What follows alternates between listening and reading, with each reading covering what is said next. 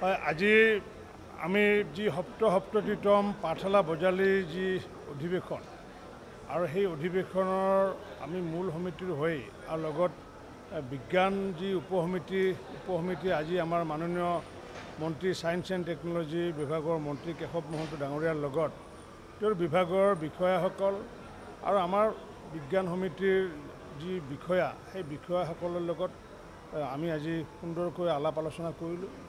আৰু আজি আমি নথৈ আনন্দিত যে প্ৰথমবাৰৰ বাবে যি বাণিজ্য মেলাৰ পৰিৱৰ্তে যি বিজ্ঞান মেলা আয়োজন কৰিব লৈছোঁ, তাত অসম চৰকাৰৰ মাননীয় মন্ত্ৰী কেশৱ মহন্ত ডাঙৰীয়াৰ লগতে তেওঁৰ বিভাগে সম্পূৰ্ণৰূপে আমাক সহায় সহযোগ কৰিব।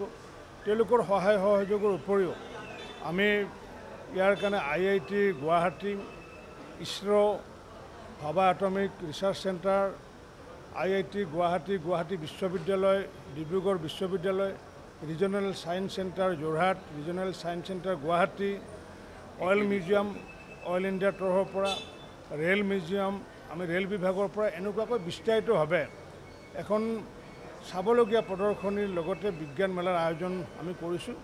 তাত চৰকাৰে যেনেকুৱাকৈ সহায় সহযোগ কৰিছে, ইতিমধ্যে বিভিন্ন বিভাগৰ লগত আমি সম্পৰ্ক স্থাপন কৰিছোঁ।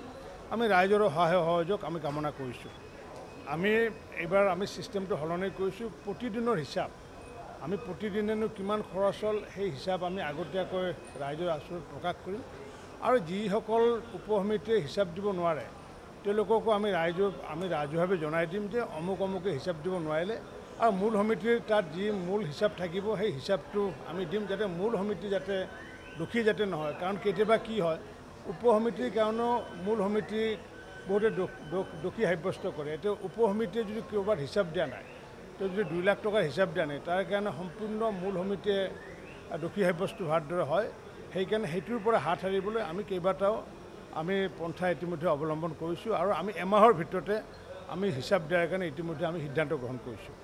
হয়, আজি আমি যি সপ্ততিতম পাঠশালা বজালিৰ যি অধিৱেশন আৰু সেই অধিৱেশনৰ আমি মূল সমিতিৰ হৈ আৰু লগত বিজ্ঞান যি উপসমিতি আজি আমাৰ মাননীয় মন্ত্ৰী ছায়েন্স এণ্ড টেকন'লজি বিভাগৰ মন্ত্ৰী কেশৱ মহন্ত ডাঙৰীয়াৰ লগত তেওঁৰ বিভাগৰ বিষয়াসকল আৰু আমাৰ বিজ্ঞান সমিতিৰ যি বিষয়া সেই বিষয়াসকলৰ লগত আমি আজি সুন্দৰকৈ আলাপ আলোচনা কৰিলোঁ। আৰু আজি আমি নথৈ আনন্দিত যে প্ৰথমবাৰৰ বাবে যি বাণিজ্য মেলাৰ পৰিৱৰ্তে যি বিজ্ঞান মেলা আয়োজন কৰিব লৈছোঁ, তাত অসম চৰকাৰৰ মাননীয় মন্ত্ৰী কেশৱ মহন্ত ডাঙৰীয়াৰ লগতে তেওঁৰ বিভাগে সম্পূৰ্ণৰূপে আমাক সহায় সহযোগ কৰিব। তেওঁলোকৰ সহায় সহযোগৰ উপৰিও আমি ইয়াৰ কাৰণে IIT গুৱাহাটী, ইছৰো, ভাবা atomic research centre, IIT Guwahati বিশ্ববিদ্যালয়, ডিব্ৰুগড় বিশ্ববিদ্যালয়, regional science centre Jorhat, regional science centre Guwahati, oil museum oil ইণ্ডিয়াৰ তৰফৰ পৰা, ৰেল মিউজিয়াম আমি ৰেল বিভাগৰ পৰা এনেকুৱাকৈ বিস্তাৰিতভাৱে এখন চাবলগীয়া প্ৰদৰ্শনীৰ লগতে বিজ্ঞান মেলাৰ আয়োজন আমি কৰিছোঁ। তাত চৰকাৰে যেনেকুৱাকৈ সহায় সহযোগ কৰিছে, ইতিমধ্যে বিভিন্ন বিভাগৰ লগত আমি সম্পৰ্ক স্থাপন কৰিছোঁ। আমি ৰাইজৰো সহায় সহযোগ আমি কামনা কৰিছোঁ।